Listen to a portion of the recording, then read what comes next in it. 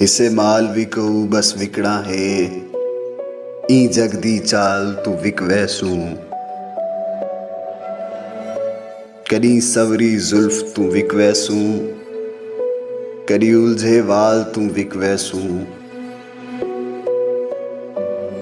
केरी यार औकात असादी है।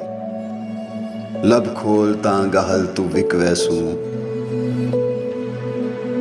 असां ताबिश बेमुल लोक हिसे। असां ताबिश बेमुल लोक हिसे। तेरी अख दी भाल तू विक वैसू।